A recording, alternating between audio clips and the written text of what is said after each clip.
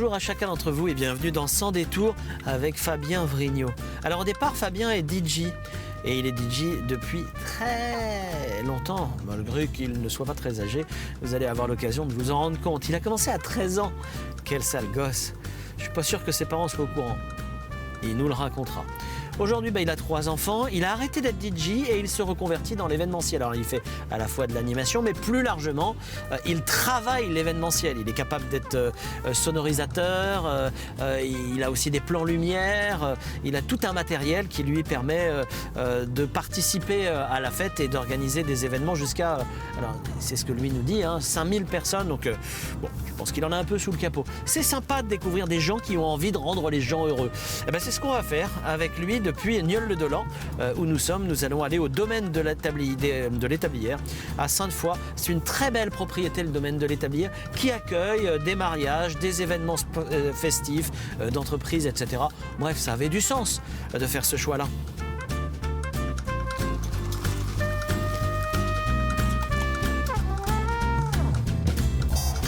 Salut Fabien. Salut Hervé. Merci d'avoir accepté. Comment tu vas? Ça va bien. Mais c'est avec plaisir, c'est moi qui te remercie. Alors, qu'est-ce que ça fait d'être arroseur arrosé? C'est toi qui poses des questions d'habitude. Là, c'est vrai que je me suis fait un peu avoir. Ouais. Ça fait plaisir. Bien sûr, Et bien puis, sûr. Ça fait surtout tout, sur Télé Vendée. Ouais, on va présenter. Mais où on va en Vendée? C'est là la question. Alors, on va parler de toi. J'ai dit, en préparant cette émission-là, dans le lancement, que ce que tu aimais, c'était de rendre les gens heureux. Ah oui. Et ça résume bien. Fabien Vrignaud, il rend les gens heureux. Ça te va? Ça me fait vibrer. Ouais, ça me va très bien. D'accord. Ouais. C'est un bon teasing pour commencer. Oui, c'est un peu le cœur de mon métier. Ouais. D'être au cœur de ces événements. Je pense que tu vas en parler longuement. Bien sûr, bien sûr. Allez, monte dans la voiture. C'est parti. On va causer ensemble.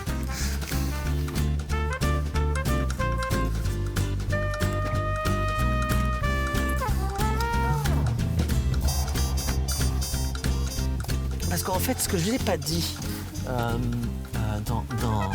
dans l'introduction, c'est que DJ, événementiel, etc., mais tu présentes beaucoup de choses. Tu animes. Oui. Comment ça se répartit ton activité, qu'on comprenne? Qu'est-ce que tu fais le plus, par exemple? La grosse partie, c'est vraiment la partie musicale. DJ. Disque jockey. Disque jockey? Oui. Généraliste. DJ, disque jockey. Alors moi, c'est pas mon univers. Ouais, donc, DJ ou DJ jockey, c'est la même chose. D'accord. Mais le but, évidemment, c'est de passer de la musique en relation avec mon public. C'est quoi? Mais non, alors tu es artiste ou tu es entrepreneur? Ça, c'est une question un peu compliquée. C'est une question un peu compliquée. Artiste, entrepreneur, je pense que c'est un peu les deux.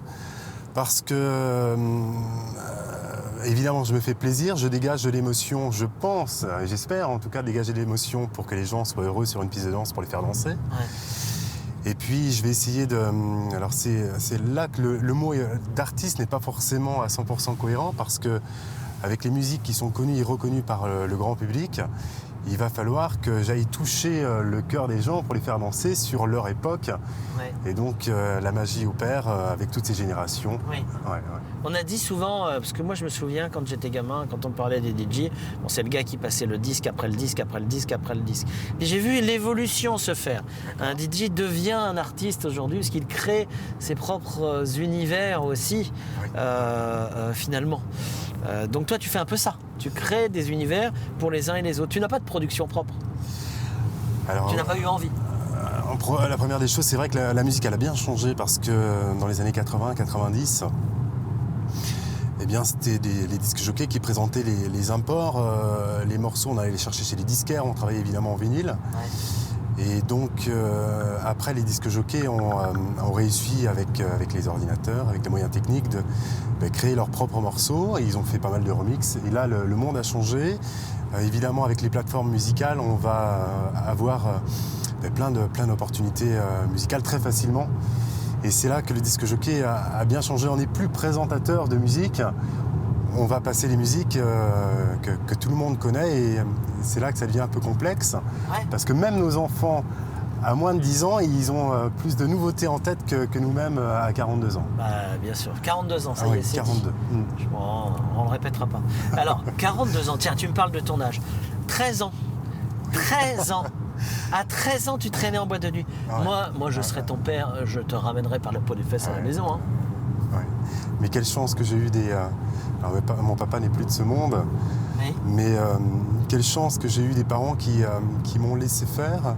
Je pense qu'ils m'ont inculqué aussi le fait d'être respectueux, même si c'est dans un établissement de nuit, mais c'est pas pour ça que je faisais n'importe quoi. Et je pense qu'ils m'ont laissé faire et je me suis énormément épanoui. J'étais pas bon à l'école, Ouais. mais par contre j'ai pu évoluer et en faire mon métier.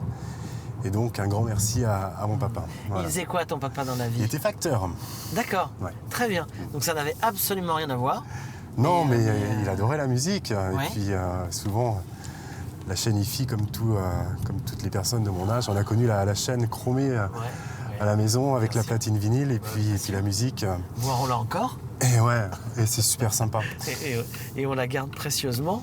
Oui, Donc voilà, donc ouais. lui, c'est grâce à ton papa, en fait, que tu estimes que tu fais ce métier-là.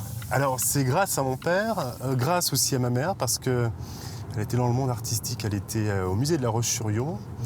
Donc on n'est pas dans le domaine musical, mais elle avait ce côté de l'écoute, de la joie de vivre, du partage. Oui. Et je pense qu'il y avait, alors il y a encore aujourd'hui, mais la famille, les amis, le fait de recevoir la fête, des petits moments magiques de partage. Et je pense que ça, c'est resté en moi et ça m'a permis peut-être de vibrer et de le représenter maintenant en sachant que quand on l'a dans le cœur, c'est plus facile de le présenter. Ouais.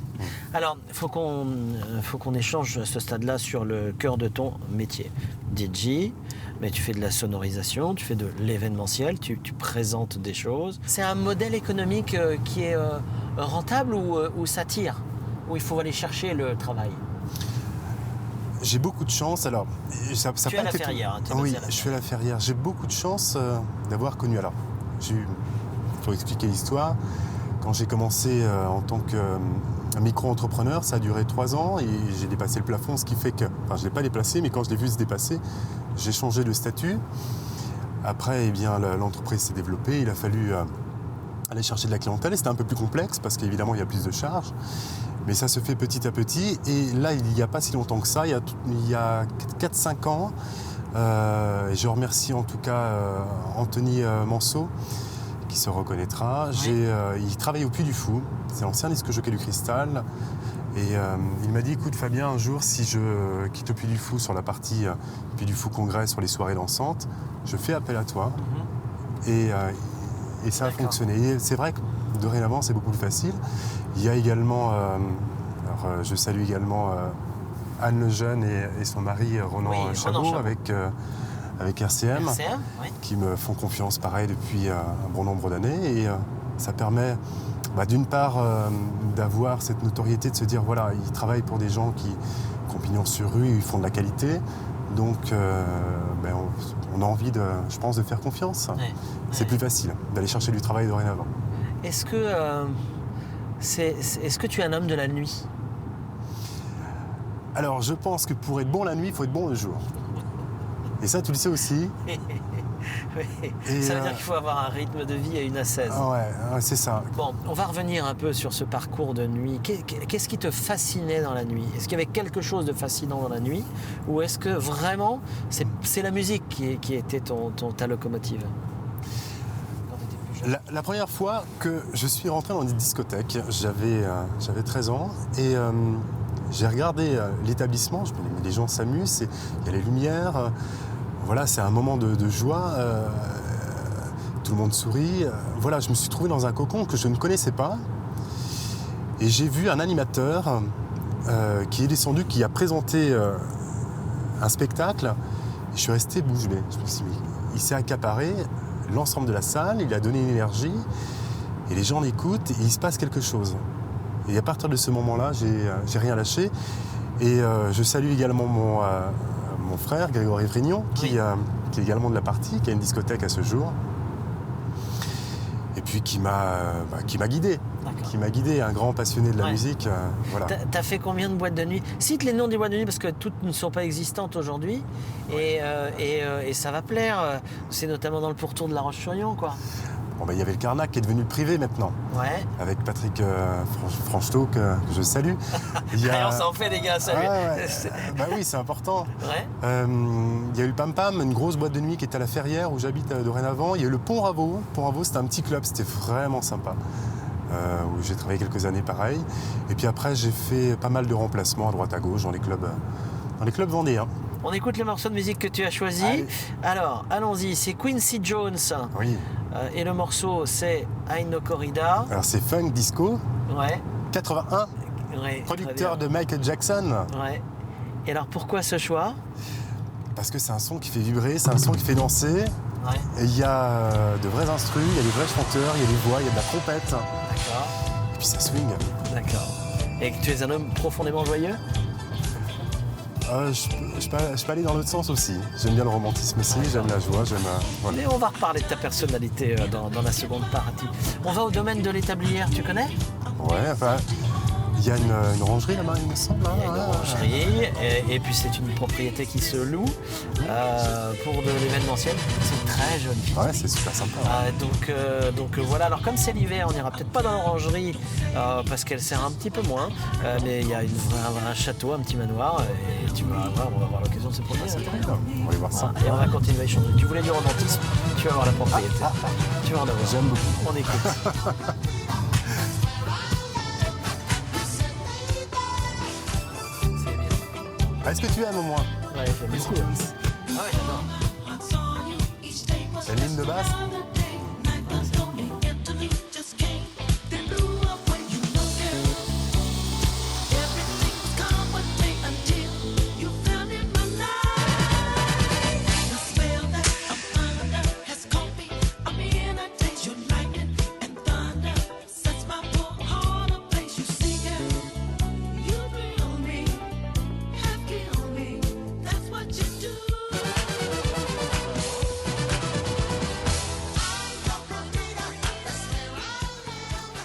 Bienvenue. Bienvenue à la maison. C'est beau. C'est magnifique. On aimerait bien, hein? Ah oui. On va remercier Sylvie Dubray qui nous accueille ici au domaine de l'établière. C'est quand même un écrin somptueux. Ouais. Toi qui fais les mariages? C'est magnifique. Très épuré à l'italienne. Ouais. Ouais, j'aime beaucoup. Et on retrouve la cheminée, Bien la sûr. chaîne IFI de papa. Il y a la chaîne IFI de papa, tu as raison. Bien, on va C'est continuer rigolo. la visite ensemble. Dis-moi, il y a une chose qui me semble intéressante à ce stade de la conversation, c'est ton goût pour l'histoire. Parce que tu m'as dit, mais alors, même pas en préparant, la première fois qu'on s'est vu, Oui. que tu aimais l'histoire. Ben, l'histoire, c'est les gens. Donc Ouais. il y a de la cohérence dans ce qu'on s'est dit. Ouais. Je trouve que Mais ça te vient d'où? Toi qui étais mauvais à l'école? la curiosité, je pense, la curiosité des autres, le pourquoi du comment, pour essayer de comprendre. Je pense que dans le passé, c'est un éternel recommencement. Et quand on a appris l'histoire, il y a des choses à faire et pas refaire. C'est un éternel recommencement, c'est comme la mode. Ouais. Comment tu nourris ta culture? Ça, c'est la première question. La culture historique, notamment, c'est la télévision. Tu lis, tu bouquines, voilà. Je suis un curieux de la vie. Ouais, tu poses Ouais. des questions, c'est la rencontre. Oui, la rencontre, l'échange. D'accord. Ouais. Ouais. Et la deuxième question, qui n'est pas moins importante, quelle est la place du silence dans ta vie, dis donc? Il y a des moments où j'ai besoin d'être seul, j'ai besoin d'aller faire du sport, d'avoir ces petits moments pour moi, pour décompresser, Ouais. pour me recharger. Ouais. Et même dans l'animation, je trouve que ces moments de silence sont très très importants. Ouais. Dans la communication, d'avoir ces petits moments qui donnent de la respiration, et dans la musique, d'avoir des moments beaucoup plus calmes et voilà, que ça fasse des vagues, D'accord. ça donne de la vie. Tu es totalement autodidacte? T'as jamais suivi une formation pour faire ce que tu fais? Totalement autodidacte. Ouais. Ouais. Ouais. Et ça te va bien. Tu aurais pu travailler dans une entreprise? Allez, tu as 42 ans, si on y réfléchit, est-ce que tu aurais pu faire autre chose que ça? Et franchement, je sais vois pas, c'est pas. une bonne question. Non, je vois pas. Parce que je suis tellement bien et ça touche tellement de personnalités et ces divers corps de métier que... Mais non, je suis bien, je me trouve à ma place. Si je peux dire que au jour d'aujourd'hui, j'aurais besoin de faire autre chose. Non, Ouais. non, il faut que je reste dans ce que je fais et au contraire, il faut creuser encore et puis améliorer toujours. Alors, quand tu dis creuser encore, améliorer, ça veut dire quoi? Tu parles de technique? Tu Perfectionner. parles de rencontres? Perfectionner De quoi tu parles? ces moments, perfectionner ces échanges, d'être au goût du jour. On écoutait, on parlait tout à l'heure de la mode. Je pense que ça, il faut s'inspirer de tout ça.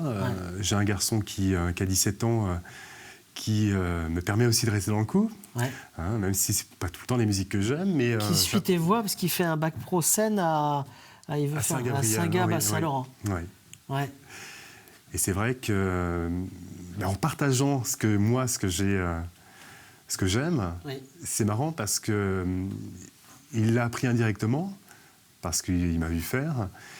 Et il ramène maintenant son plus, ce qu'il aime faire avec la nouvelle génération. Et voilà, je suis un petit peu à l'affût de tout ça, tout en gardant mon histoire. C'est bien. Je sais comment me positionner dorénavant. C'est très bien. On a parlé du silence, on n'a pas parlé de la nature, mais on va aller voir ça directement dehors. Allons-y.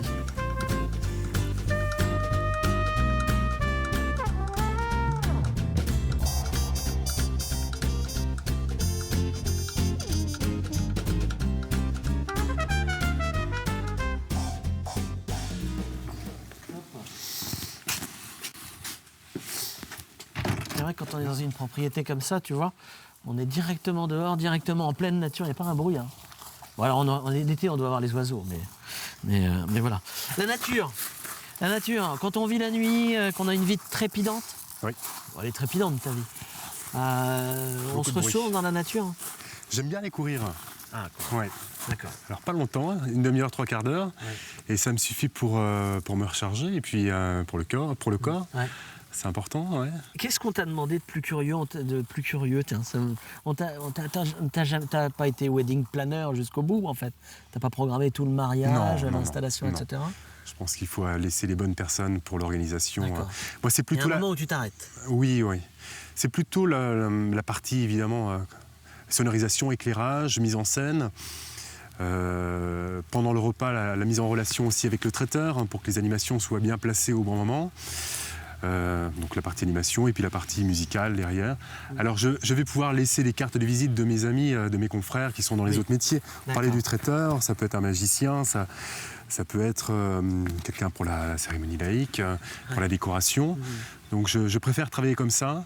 Tu préfères passer les plats, le cas échéant aux bonnes personnes, peu de personnes, mais des gens de qualité sur lesquels je peux compter. Et je trouve que c'est la meilleure des méthodes. Tu travailles beaucoup à la confiance. Oui. Je ne vais jamais chercher cette histoire d'argent qui est important. Je ne vais pas aller le chercher. Je vais d'abord, moi, me sentir bien et me dire, voilà, j'ai pris les bonnes personnes aux bons endroits. Et après, donc, il y a toutes les cartes pour que ça se passe bien. C'est jamais une histoire d'argent au départ. C'est vraiment une histoire de confiance. Et ça, il faut le garder. Je pense que ça vient tout seul après si ça a à se faire. Tu peux m'expliquer ce que c'est que ton logo ? Parce que moi, ça m'a surpris. Donc j'ai vu un arbre avec un arbre très touffu. Puis j'ai vu des branches là. Je l'ai trouvé très enraciné, des racines. Je l'ai trouvé très enraciné. C'est quoi la symbolique du logo de Fabien Vrignon ? C'est une symbolique qui a du sens.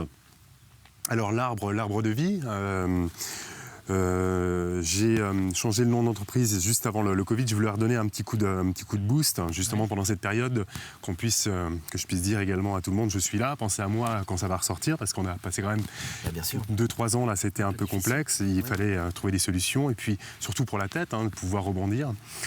Et c'est marrant parce que j'ai été courir et je me suis dit c'est la solution, je ne sais pas quoi faire mais il va falloir que je trouve la solution de ce fameux logo. Alors il est très simple, c'est mon grand-père qui s'appelle Olivier, mon deuxième nom c'est Olivier. D'accord. Et puis le production, le fait que ce soit enraciné, voilà, maintenant que j'ai un âge un peu plus mûr, je trouvais que c'était important de me dire voilà, je me stabilise et puis voilà, ça a du sens. Ça a du sens. Bon, bah écoute, cette émission aussi, elle avait du sens. On était bien, mais c'est fini. Voilà. Merci d'avoir accepté de venir dans ce bel écrin pour te raconter. Magnifique, domaine d'établière. Domaine de l'établière, pour vos mariages, pour de l'événementiel et une très belle orangerie également derrière. Merci Sylvie Dubreuil. Nous, on se retrouve la semaine prochaine pour un nouveau numéro de Sans Détour. Prenez bien soin de vous. À bientôt Fabien. Merci beaucoup Hervé. À bientôt.